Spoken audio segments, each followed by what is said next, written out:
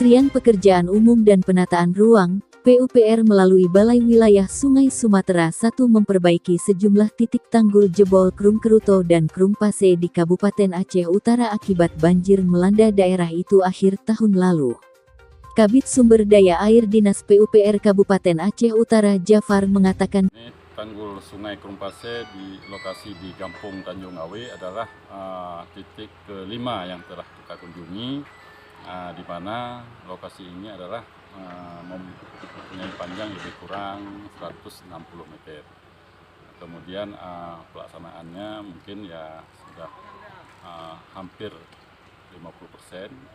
Jadi dalam hal ini mungkin dalam waktu dekat ini sudah bisa diselesaikan oleh pihak rekanan, di mana kondisi selama ini karena sering hujan di kuari sehingga mungkin terkendala pada saat pengambilan material.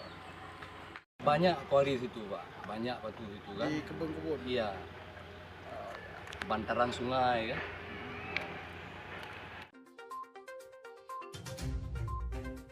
Enam titik tanggul jebol yang diperbaiki sehingga dapat mencegah banjir luapan Krung Keruto dan Krung Pase di Kabupaten Aceh Utara, kata Jafar. Jafar mengatakan proyek perbaikan tanggul tersebut bersumber dari Anggaran Pendapatan dan Belanja Negara (APBN) 2022. Pemkab Aceh Utara berharap 5 titik tanggul jebol lainnya juga diperbaiki dengan biaya dari APBN 2023. Sebelumnya, ujar dia, pemerintah Kabupaten Aceh Utara mengusulkan 11 titik tanggul jebol ke Kementerian PUPR untuk diperbaiki. Namun, lanjutnya, Kementerian PUPR hanya merealisasikan usulan tersebut 6 titik. Titik tanggul yang diperbaiki masuk kategori prioritas karena kondisinya darurat.